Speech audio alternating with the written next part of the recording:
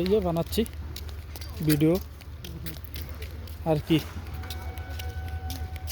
Train দেখে আসতেই থাকে।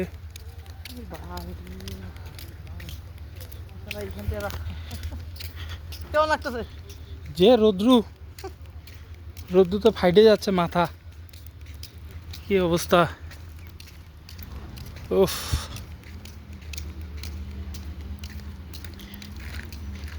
এই মাথা কাম আর এই মাথা কাম, টানতে টানতে।